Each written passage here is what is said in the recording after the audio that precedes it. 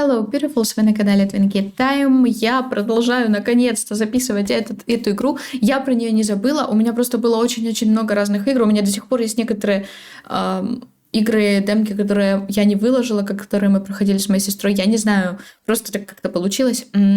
Вот, Reflections of the Void. Давайте продолжим прохождение. И я в тот раз в прошлой серии не могла понять, как мне выжить, и оказалось, что для этого нужно правильно пройти тест хранителя. Какой механизм правильного прохождения, я до сих пор не врубилась. Я вам говорю, я реально смотрела, я думала, сидела, вообще нифига не поняла. Искала эти картины, искала все, ну вроде правильно, но все равно не то. В итоге я просто тупо нашла... Как это называется? Руководство. Вот, я сейчас с вами быстренько пройду на руководстве так, как там правильно. Я надеюсь, что оно поможет, потому что, я хз, вдруг это... Жадность. Ну, тут жадность. Окей, жадность. Неуязвимость. Исчезновение. Тень. Кладбище. Да. Признание. Преступление. Женщина. Так, ангел, душа. Все. Ценный ресурс мне дали ачивку, наверное, это правильно. Пришло время попрощаться с 321-м. Я искренне надеюсь, что в той записке была ложь, а даже если нет, что я могу сделать? Если я его не отправлю в подвал, вероятнее всего меня убьют. Короче, вот мы прошли правильно тест, получается, теперь мы не умрем. Как-то должно быть так. Новый мир 321. Окей. Выйти из комнаты. Не смей. Да, ачивку дали не сломленный разум. Давайте сохраним. Я поняла, я буду сохраняться каждую секунду, потому что у меня там сейчас... Так. У меня есть нож. Что еще? И все. Да. Новый мир 321. 321 соли, ты идешь в новый мир, чтобы это, не значило. 321. А это чел. 321. Сегодня вы отправляетесь в новый мир. Попрошу оставить все вещи здесь и пройти со мной. Я могу взять с собой эту книгу. 321 показал мне старую потрепанную книгу. На некогда белоснежной обложке хорошо сохранилось изображение цветка, имевшего сходство с ромашкой. Никогда не видел эту книгу, возможно, я просто позабыл о ней. К сожалению, нет, все вещи из дома необходимо оставить в доме. Подопечным разрешается только выбрать одежду, в которой они отправятся в новый мир. Могу подождать в коридоре, пока вы переоденетесь. А если я откажусь? Откажетесь от чего? Если я не поеду в новый мир. Прежде ни один из подопечных не задавал мне подобного вопроса. В этом не было надобности, ведь с детства им внушали, что новый мир – это новая увлекательная жизнь. Я тоже думал так, пока не прочитал те записи. Вы не можете отказаться. В новый мир попадают лишь избранные и избрали вас. У вас немного времени, попрошу пройти со мной. Слова, которые я произносил множество раз, дались мне с невыносимым трудом и, кажется, звучали неестественно. 321 напрягся и с подозрением посмотрел на меня. Ладно, идем. Он тяжело вздохнул и положил книжку себе на кровать. «Дай мне?» «Давай».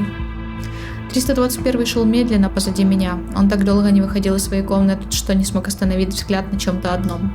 «Мне не нравится это место». Он произнес эти слова так тихо, будто кто-то мог нас услышать. «Но вы же тут уже были когда-то. Помните тот день, когда приехали сюда?» Помню лишь свои ощущения. И мне было немного страшно, но потом я обрадовался. «Что вас обрадовало?» Что у меня появилась своя комната, что периодически дают вкусную еду и что я могу заниматься весь день, чем хочу. Там, где нас всех выращивали, подобного не было. Давайте спросим его. Было что-то хорошее в том месте, где вас растили? Я был маленький, но не думаю, что там было что-то хорошее. Десятки надзирателей, сотни детей, там не бывает времени наедине, там нет возможности выбирать. Надзиратели часто били за ошибки или заставляли сутками исписывать тетради. Его голос звучал невыносимо грустно. Мне захотелось подбодрить парня, и я так и не хотела вести его в подвал. Если я его не отведу в подвал, мне хамба. Я говорю, я сохранюсь, чтобы мне была хамба потом. Поэтому отвести в комнату. Хорошая идея, но чересчур альтруистичная. Не хочу погибать, особенно ради того, кто ненавидел меня долгие годы. Я не знаю, у него, может быть, был повод тебя ненавидеть. У меня есть ощущение, что тот, за кого мы играем, это ненадежный рассказчик, не знаю. Я помню это место иначе. 321 с опаской взглянул на коробку для транспортировки. Только сейчас задумался о том, почему транспортировка проходит под землей. Он перевел взгляд на меня. Казалось, 321 изучает мою реакцию, однако я никогда не задумывался на эту тему. Железнодорожные пути были под землей, потому что транспортировка происходила через подвал. И почему же? Хранитель, ты не чувствуешь запах, которым пропитан весь подвал? 321 проигнорировал мои слова и задал вопрос так, будто я был виновен в местных зловониях. Чувствую, он был здесь всегда. Это запах сжженной кожи и волос. Черт возьми, это не запах плесени, который мог бы быть в подвале, это запах тех, кого ты отправил сюда. 321 закричал и приблизился ко мне вплотную. Он стеклянными от гнева глазами смотрел на меня, сжимая кулаки. Еще раз сохранюсь. Я буду сохраняться часто. Вы мне сказали, я буду. Может. Ты всех отправил сюда. И глазом не моргнув. И сейчас хочешь сделать это сам. Нет, успокоить. Я не хочу пользоваться ножом. Просто, вдруг он мне понадобится против чего-то более страшного, чем пацанчик. Давайте все обсудим спокойно. Я не хочу, чтобы вам причинили вред. Вы должны это понимать. Я не верю тебе. Парень резко замахнулся, его кулак врезался мне в скулу. Удар был настолько сильный, что я пошатнулся, ударился затылком о стену. В глазах потемнело, и казалось, я потеряю сознание, да. Все. Я убью тебя, нифига, ты милашка прям. Я понимал, что 321 находится совсем близко, но слова звучали как будто издалека. Все, теперь вот нас воспользоваться ножом. Но я попыталась. Я сделала, как хотела. Я нащупал... Победа без лишних усилий. Удалось мне. Я нащупал нож в своем кармане, принадлежавший 555-й, и направил лезвие на парня. 321, успокойтесь. Увидев нож, парень сделал шаг назад. Не знал, что ты носишь с собой нож. Его голос сочился ненавистью, я и сам ненавидел себя за то, что делаю. Вас всю жизнь готовили к новому миру. Почему вы решили, что вас там убьют? Выгребать. По приколу, хз. Я кое-что прочитал. Что именно? Я нашел дневник какой-то девочки. Речь шла о конце человечества. 321 замолчал, будто не в силах продолжить рассказ. Я знаю все книги в этом доме. Возможно, вы прочитали книгу в жанре фэнтези или ужаса, однако сказанное там не имеет ничего общего с реальностью. Не думаю. Это не похоже на обычную книгу. Подумайте, если все так, если вас убьют после транспортировки, зачем кому-то писать книгу, показывать ее человеку, которого убьют? 321 ничего не ответил, но и к ящику не продвинулся. Нужно было его успокоить и уговорить на транспортировку любым способом. Если вас должны убить, зачем отправили сюда, в дом хранителя? Почему не убили в детстве? Для чего тестировали, изучали? Вы скоро станете жителем нового мира, вас избрали. 321 вздохнул. Я понял. Хорошо. По правилам, мне должны выйти из подвала до того, как откроются ворота. Вам нужно будет залезть в коробку, неплотно закрыть крышку, после чего вы почувствуете несильную тряску. Эта коробка движется по рельсам. Это не должно вас пугать. Я понял. Удачи в новом мире. Не задерживайтесь, вас уже ждут. Исход можно изменить, даже смерть здесь не всегда окончательна. Всех подопечных можно спасти. Не дай номеру подопечного появиться среди задач. В планшете есть закономерность. Разгадай ее, и ты сможешь изменить исход. Чё? Я для этого не чуть-чуть не туда, понимаешь? Я не уйду. Стой, подожди. Где? У меня нету этого? Какая закономерность? Какая закономерность? Что ты, блин? О какой закономерности речь теперь? Я не хочу его никого. Нет.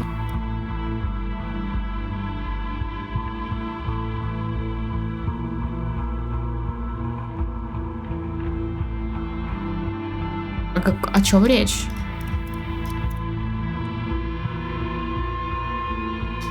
Слушай, а я сохранилась же, да? Давай выйдем в главное меню и спросим у нее подсказку. Рыбать, это что такое? Я не могу посмотреть подсказку, да? Ну, я думала, она мне сейчас такая скажет, и я типа, Так, а я не могу его уже спасти, получается, или что? Мне кажется, что я уже не могу. Новый мир 3. Где именно мне искать? Он уже распределен 100%, типа? Да, я, наверное, уже не могу его взять. Не знаю. Это от их... Блин. Не знаю.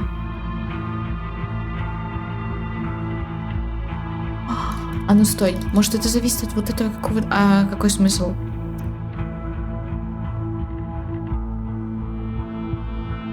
Не понимаю. Ладно. Видимо, сейчас вряд ли я смогу. Интересно, что это была за книга такая, после чего 321 решил, что его ждет смерть. Нужно будет обыскать его комнату, найти эту книгу, но сейчас я должен покормить остальных подопечных. Кажется, галлюцинации прошли. Я чувствую себя уже намного лучше. Тревожность и раздражительность ушли вместе с паническим страхом. Нужно быстро раздать еду подопечным. Наконец у меня появился аппетит. День был особенно сложным и странным. Нужно восполнить запасы энергии. Осталась последняя задача на сегодня. Нужно убрать в комнате 321-го. Возможно, завтра мне пришлют нового подопечного. Или в ближайшее время. К тому же я должен перепроверить все книги в его комнате, чтобы подобная мистическая чушь не попала в руки новому подопечному. Я сохранюсь. Какая там у него...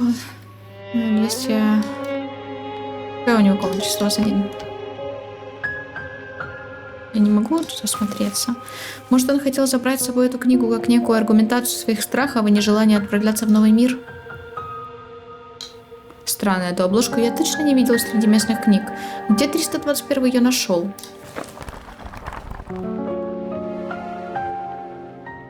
Меня зовут Эмили Киранс. Сейчас 2029 год, и мне почти 20 лет. Я представилась нарочно, держалась за крохотную надежду, что это прочитают следующее поколение и меня будут помнить. Возможно, сейчас все в порядке, ты без особого интереса пролистаешь мои записи или вообще их не найдешь.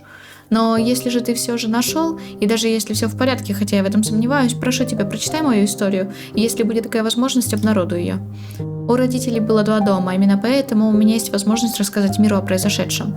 Мое детство мы провели в доме, в котором ты нашел этот дневник. Позже семья решила переехать поближе к школе и к работе отца. Я училась в 6 классе, когда началась сильнейшая эпидемия. Ладно, вирус забрал тысячи жизней по всему миру.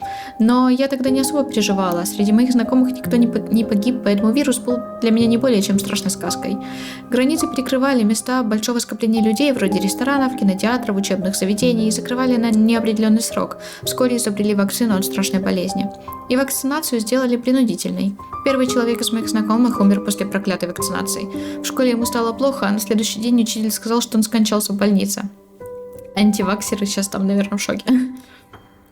Мы с ним никогда особо не общались, но я впервые испугалась смерти. Геральт был мальчиком, у которого вся жизнь должна была пройти гладко, без особых трудностей. Мальчиком, который решал университетские уравнения так, словно это была задача начальной школы. Его обожали все преподаватели, и к нам в школу приезжали представители разных учебных заведений со стипендиями для него. Но кто бы мог заподозрить что-то неладное? Школьника убил вирус даже после вакцинации. Такое бывает. Один из прихожан церкви, куда ходил мой отец, говорил о том, что вакцина плохо протестирована, что рискованно ее колоть, особенно детям. И поскольку мои родители были еще теми параноиками, а мать работала в больнице, они подделали справки, и я могла без проблем посещать школу. В новостях можно было увидеть множество информации о пропавших людях, и с каждым месяцем подобных новостей становилось все больше. Даже в нашем крохотном городе можно было наткнуться на листовки с фотографиями пропавших людей, но все закрывали на это глаза, продолжая жить обычной жизнью. Впервые я заподозрила, что неладное в 18 лет. Тогда соседский парень, с которым мы периодически сталкивались в магазине, внезапно предложил пойти сделать фотографии в заброшенных домах. Почему-то я восприняла это как приглашение на свидание и не слишком вежливо отказалась. Через 2 дня я увидела фотографию, приклеенную к двери магазина. Целый день меня терзала мысль, что я была единственной, кто знал о том, что парень решил пойти в заброшенные дома. Их было немного, я примерно предполагала, куда он мог пойти. А еще я была трусихой. Все во мне кричало, что нужно что-то сделать, что нужно что-то сделать. Но смелости отправиться на поиски у меня не было. Я позвонила по номеру, который был указан в объявлении о розыске. Сообщив его родителям всю информацию, которой владела на тот момент, я думала, что парня найдут. В моих фантазиях он лежал где-то там, может, его ногу прижала рухнувшей стеной, у него не было телефона, никто не смог его найти. Я потеряла счет времени, напрочь забыв о случившемся. Пока наконец не увидела несколько патрульных машин и небольшую группу соседей, столпившихся около дома той семьи. Подойдя ближе, в глаза бросился труп собаки породы золотистый ретривер, лежавший около входа во двор. Не, ну вот это уже лишнее было. Но животных не надо, я вот это не люблю. Вся семья бесследно исчезла, а забытая собака умерла от голода.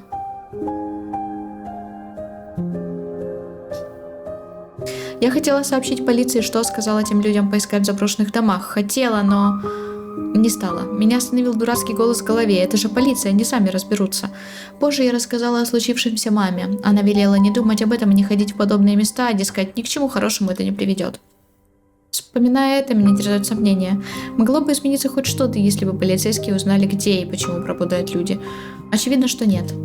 Ни у кого не было возможности остановить приближавшийся конец. Прошло чуть больше года с того момента. Люди продолжали пропадать, но местные власти разводили руками, каждый раз придумывая новые оправдания о своей халатности. Сейчас я уже не думаю, что это была халатность. Но поскольку история должна была быть правдивой, я не буду писать о том, в чем не уверена. Должна быть. Однажды мы проснулись от сильного взрыва. Весь дом несколько раз сотрясся, словно от землетрясения. Мама закричала, чтобы я просто на анатомию засмотрелась, Мама закричала, чтобы я отошла от окна, а потом мы услышали звук сирены. Первым делом все схватили в руки смартфоны, желая прочитать в новостях, что происходит, но интернет, как и мобильная связь, уже не работали. В окна ничего не было видно, и мы предположили, что взрыв был где-то далеко. Соседи выходили из домов, закидывали в машины собранные вещи, а мы с семьей решили остаться дома, по крайней мере, до утра. С наступлением рассвета казалось, что все закончилось. Сирен слышно не было, вокруг царила атмосфера тишины и спокойствия. Магазины были закрыты, а вернувшись домой, оказалось, что электричество пропало. Родители собрали всю еду, деньги и теплые вещи. Мы должны были отправиться в путь, но машина по неведомой причине отказалась ехать. На улице витал сильный запах озона, а люди говорили о том, что у некоторых начала тлеть проводка и загорались выключенные люминесцентные лампы. Жар от телефона можно было ощутить через плотную джинсовую ткань, а достав его из кармана, увидела, что он окончательно перестал работать. Еще через несколько часов город погрузился во тьму. Никто не знал, что происходит, но большинство верили, что власти организуют спасательные операции или что в скором времени электричество вернется. Шли дни, еды и воды становилось все меньше. Владельцы магазинов продавали продукты по ценам, превышающим рыночную стоимость в 15 раз. Наличные деньги заканчивались, а банки продолжали оставаться закрытыми. Более того, создавалось впечатление, что все местные власти испарились, оставив простых людей на произвол судьбы. Многие из нас решили уйти из города. Идти пешком до населенного пункта, где хотя бы можно позвонить или узнать, что происходит, или пополнить запасы еды и воды. Прихожане церкви моего отца собирались в группы, чтобы вместе преодолеть холодные снежные мили, но мы с семьей не решались идти в никуда, это было слишком рискованно. По крайней мере, тут был наш дом, согретый теплом камина. Однажды в двери постучались двое мужчин в военной форме. Они записали наши имена и сказали, что отвезут в безопасное место. Мама побежала собирать вещи, но ее остановили, объяснив, что времени крайне мало. С нами в автомобиле ехали еще несколько семей, и почти у всех были дети.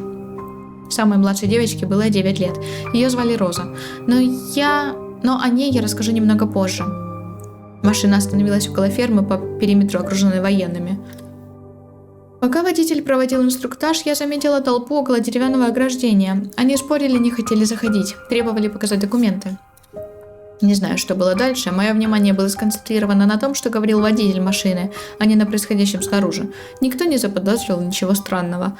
В конце концов, в любой толпе найдется человек с конспирологическим мышлением. Нас закрыли в холодном складском помещении, и Роза нашла себе пустую коробку и легла в нее. Мы с родителями расположились в противоположном конце от входа. Несколько раз мужчины стучали в запертую дверь и требовали объяснить, что происходит. Ответы они получили на следующий день. Имена самых беспокойных были названы первыми. Их попросили выйти, после чего двери закрылись, а этих людей мы больше не видели. Вскоре назвали имя матери Роза. Женщина сказала, что никуда не пойдет без своего ребенка, но военные убедили оставить девочку с мужем. Они говорили, что забирают людей, которые могли контактировать с зараженными, и помещают их в карантин.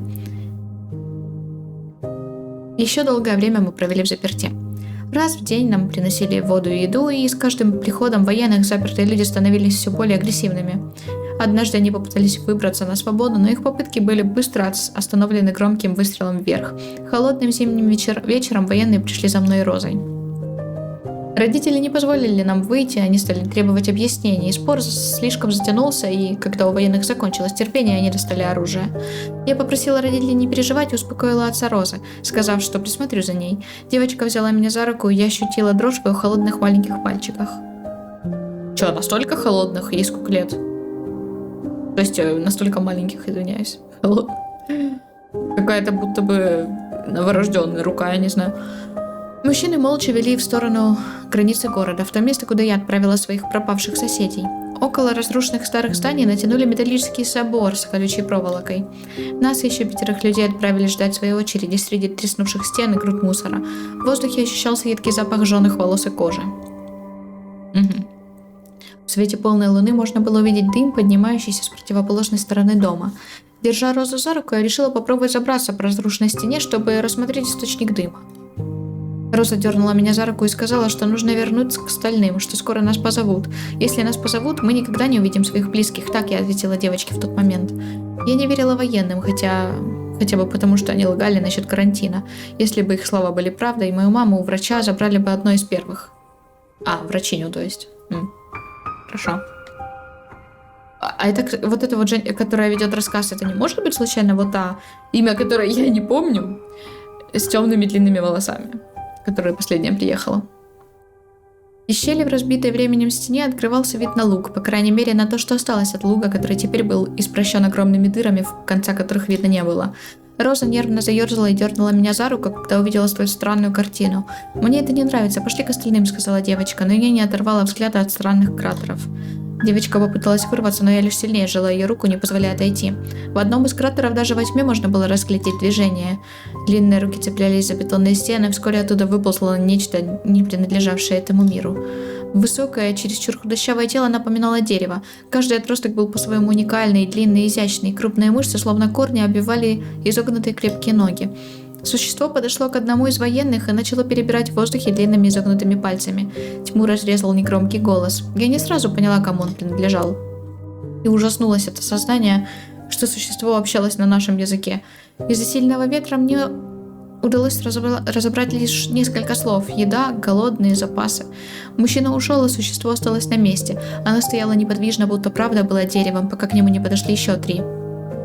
Все они были разного роста и телосложения. Некоторые носили длинную одежду, самое маленькое существо было примерно моего роста, остальные были в разы выше среднестатистического мужчины. Я услышала, как забрали кого-то из нашей группы. Через несколько минут этот мужчина уже встретился с чужаками и попытался сбежать. Но существо, которое я увидела первым, вновь начало быстро перебирать пальцами в воздухе, и уже через секунду беглец лежал на земле, не шевелясь и не издавая ни звука. Самый мелкий из них в один мощный прыжок добрался до своей жертвы. Существо наступило ногой на спину лежавшего и, схватившись за руку, с легкостью вырвало ее.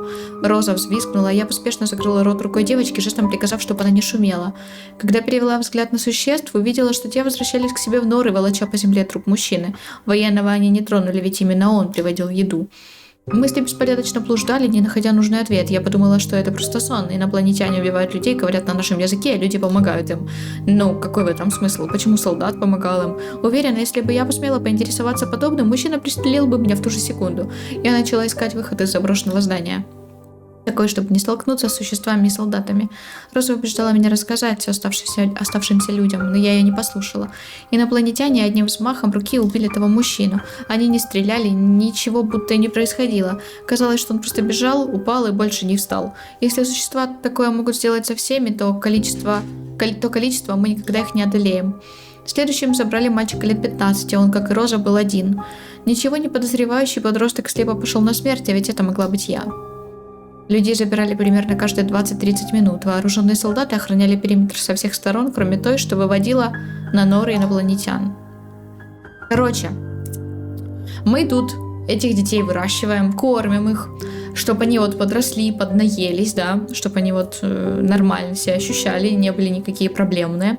А потом мы отправляем их к этим существам покушать. Ну, получится так. Когда существа забирали очередную жертву, на поверхности они не выходили еще какое-то время. Это было нашим шансом на побег. Стало время. Почему лица похожи на Ишку? Или, не знаю, наверное, у меня просто... Или нет? Не знаю, ладно. Наверное, я просто... Я подняла Розу на руки и начала ее подталкивать к вершине разрушенной стены. Когда девочке удалось оказаться снаружи, я начала карабкаться следом за ней. Но мне помешали люди, сказав, что я нарушаю порядок и что никого не спасут из-за меня. Не верилось, что они не ощущали запах дыма, запах плоти тех, кто только что стоял рядом, не слышали крики сбежавшего мужчины. Что инопланетяне сделали со всеми этими людьми? Почему они так слепо верят? Или это просто всегда было частью человеческой природы? Я снова попыталась скарабкаться на стену, но женщина схватилась рукой за мою одежду. Она кричала, что позовет солдат. Я физически ощущала, что Я физически ощущала, как быстро течет время и как мало его осталось. Роза стояла по ту сторону стены совсем одна, а ненормальная женщина привлекла внимание солдат своими воплями. Я пыталась ее успокоить, но женщина лишь громче и быстрее начала тараторить. Сердце забилось так сильно, что пульсация в ушах почти полностью заглушила звуки вокруг. И в следующий миг я ударила незнакомку по лицу. Та взвыла от боли, вокруг нее началась суета, которая позволила перелезть через стену. Когда Роза увидела меня, ее глаза заблестели от радости. Я предупредила девочку, что нам нужно отсюда быстрее и незаметно убежать, и ближайшее знакомое мне место находилось в нескольких милях отсюда. Я не знала, безопасное ли оно, но на тот момент казалось, что да. Дом, в котором я провела свое детство, располагался в густой лесной чаще. Бесчисленное количество кратеров не кончалось, сколько бы мы ни бежали. Вся населенная граница города была занята этими существами, и мы уже были около границы, когда Роза дернула меня за руку. Слева, в нескольких метрах от нас, стояло существо, одетое в длинную льняную мантию. Мы замерли, ожидая скорую смерть. Существо подняло руку и начало перебирать пальцами в воздухе. После похожих жестов умер тот мужчина. Я прижала Розу к себе, надеясь, что ей хотя бы будет не так страшно, если она ничего не увидит. «Продолжайте бежать, я не причиню вам вреда, люди. Не нужно меня бояться». Женский голос принадлежал существу. Роза изумленно посмотрела на худощавую высокую фигуру, но заговорить не решилась, и мы побежали дальше. Роза упала, стоило нам пересечь границу города. Я потянула ее за руку, чтобы девочка поднялась, но та не шелохнулась. «Ты не чипирована», – прозвучал изумленный голос существа. Я поняла, что девочка упала не потому, что споткнулась, а потому, что умерла. Существо медленно направлялось в нашу сторону, чтобы забрать свою еду. Я отпустила руку Розы и из последних сил побежала прочь. Эта история смогла вырваться наружу и попасть на бумагу через неделю после смерти Розы. Добравшись до дома родителей, я нашла консервы, которые остались с последнего летнего визита. Я несколько раз выходила из дома, и каждый раз, когда подходила ближе к границе города, видела там трупы людей. Существо сказало, что я не чипирована, поэтому я смогла пройти через границу, в отличие от Розы и всех остальных, кто замертво упал на пути к свободе.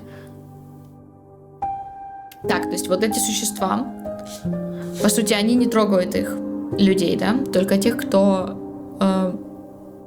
чипированы. И вот эти чипированные, они как бы не могут пробежать, они падают и становятся едой. То есть ей повезло.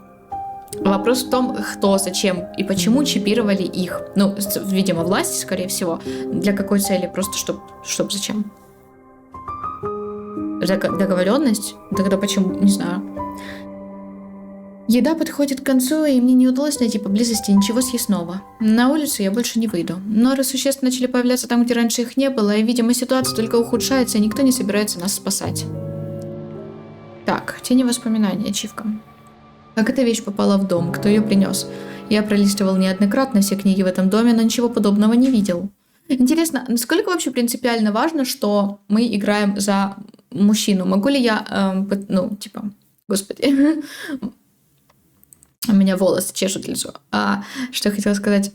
Ой, у меня ж тени. Могу ли я делать вид, что я играю за женщину? Насколько это принципиально важно? Вот в чем у меня вопрос. Потому что, я не знаю, мне просто некомфортно за мужчину играть. Если я не вижу его, если у него, по сути, нет лица, как бы, да, нам его не показывают, это просто я, то я, наверное, могу говорить женский род и представлять, что это я. Потому что, ладно, одно дело, когда я там вижу, да, в какой-то РПГшке, что это, или еще где-нибудь, что это мужчинка бегает там, и его лицо показывают там в диалогах или просто. А тут, мне впадло. Как эта вещь попала в дом, кто ее принес? Я пролистывала неоднократно все книги в этом доме, но ничего подобного не видела. Если то, что писала Эмили, правда, то и слова прошлого хранителя, оставленные в оставленной записке, правда. Я убила 321-го, потому что не захотела погибать сама. Нужно забрать дневник Эмили и оставить его у себя в комнате. Нельзя допустить, чтобы кто-нибудь еще прочитал это, пока я сам не выясню, что здесь происходит. А где-то девочка, которая написала это в итоге. Давайте сохранимся, мы как прям нормально поначитывали.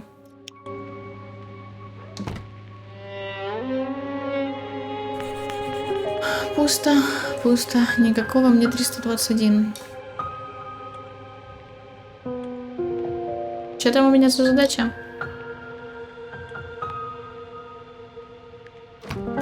Я, наверное, ничего особо. А я могу еще зайти вот в эти комнаты, там что-то поискать, знаешь, порассматривать? Не могу, да? Ладно, не надо. Просто тут такие некоторые вещи, как будто бы выделенные. Вот поговорить можно? Ну ладно.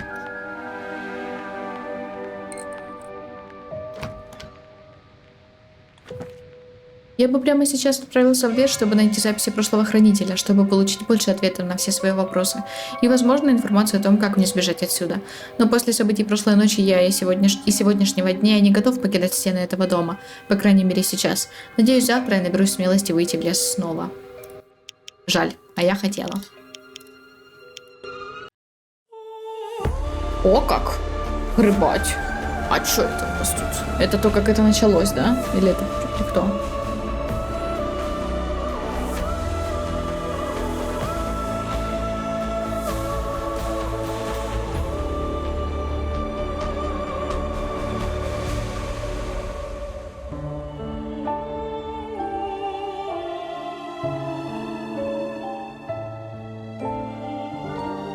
О, что за домик?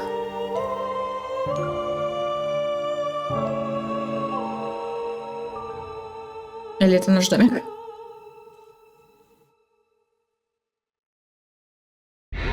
День грыбать 4. Загадка сновидения. Ачивочку получили. Опять этот звук, он меня донимает. Я не мог выбраться из кошмарного сна, сколько бы ни пытался. Чувство, что увиденное ночью было реальностью, оказалось настолько сильным, что я поневоле начинал верить в это. Вот только это была не моя реальность. Я вырос в доме с мамой, и потом меня транспортировали сюда. Я не читал ни о чем подобном, не видел нигде ранее. Сны были лишь проекцией наших страхов и поданных желаний, показывая совокупность всех воспоминаний. Но в этом кошмаре не было ничего, что я мог бы видеть. Я ощущал этот мир как нечто инородное, будто чужой. Опыты и мысли каким-то образом оказались в моей голове.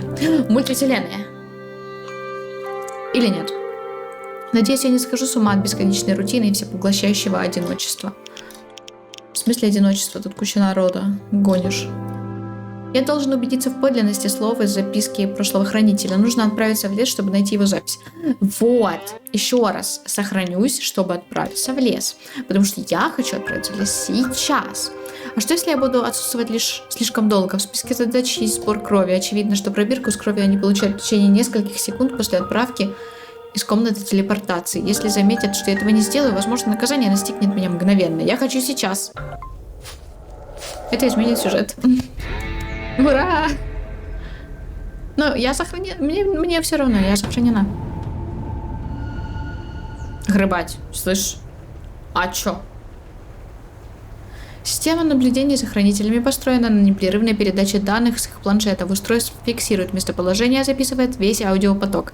Передача сохраняет активность до тех пор, пока поддерживается так называемый фокус наблюдения, режим, в котором операторы отслеживают конкретного хранителя в реальном времени. После завершения суточного цикла внимания перераспределяется на других субъектов, и часть входящих сигналов остается необработанной. В архивах наблюдения зафиксированы периоды, когда планшет продолжал передавать данные, но сервер не регистрировал их в обработке. Наиболее вероятная причина – человеческий фактор, ошибки при переключении потоков наблюдения. Надежность системы оценивается как высокая, но не абсолютная. В теории кратковременные слепые зоны не влияют на стабильность программы. На практике иногда влияют. Следовательно, утверждение, будто они видят все, не вполне корректно. Иногда они просто не смотрят. Дайте...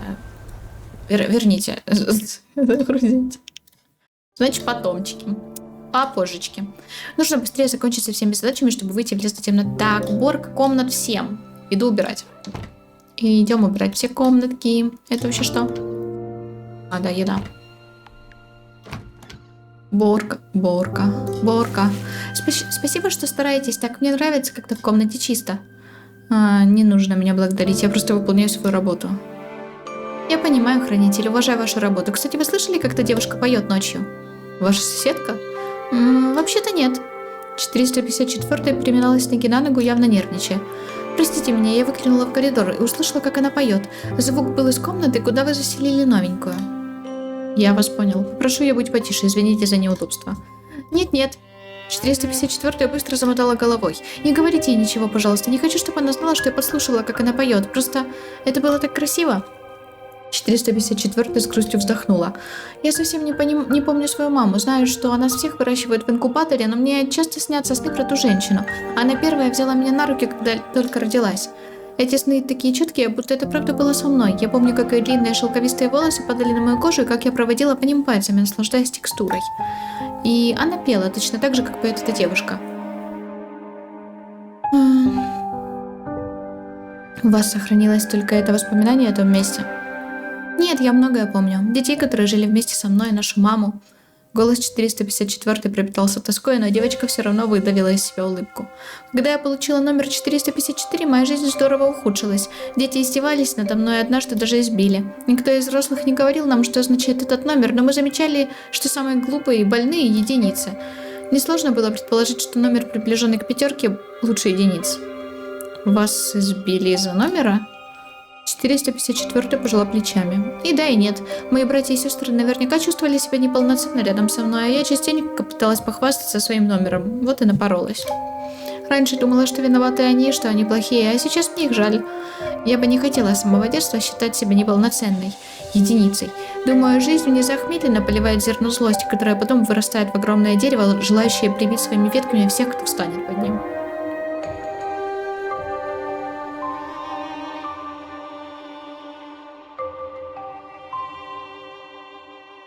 Не может быть никакого оправдания насилию. Я тоже так думала долгое время. Хранитель, знаете, здесь было так много времени на размышления, что я успела обдумать уже 1000 вариантов. Единицы спали в худших условиях, их чаще наказывали, им не давали вкусной еды. Я это все очень хорошо помню. А потом вспоминаю себя. Жизнерадостную, хвастливую. Я говорила им, что они сами виноваты в своем положении. Я унижала их этими словами и провоцировала на агрессию. Сейчас я не думаю, что они виноваты в полученном номере. В конце концов, мы не выбираем, кем родиться. И каждую оплеуху, оскорбление я получила заслуженно. Вы слишком добры, поэтому так думаете. Девочка улыбнулась. Это вы слишком добрый, хранитель. Впервые в моей жизни взрослый человек не испытывает негативных эмоций и раздражения. Я думала, что агрессия присуща всем, кто вырос. Но вы другой. Безопасный, сдержанный, беспристрастный. Я рада, что попала именно к вам. Откровенность 454 смутила меня. Никогда не подозревал, что она думала обо мне так хорошо. Считала лучше остальных. И неосознанно я начал надеяться, что следующий, кого выберут новый мир, будет не она. Не хочу вас больше задерживать, хранитель. Спасибо, что убрались у меня, и мне было приятно поговорить с вами. Ачивка «Боль из прошлого». Давайте на этом, наверное, закончим, потому что я перед этим час сидела, записывала видео на второй канал. Я сейчас чувствую, что я читаю, и мне уже становится прям неуютно, знаете, когда долго говоришь, прям начинает горло першить и все такое, так что да. Спасибо вам, девчата, за просмотры. Не забудьте подписаться на канал, на Инстаграм, на Твич, а также ставьте лайки, оставляйте комментарии, кликайте на колокольчик. Всем отличного настроения и до встречи в следующих видео.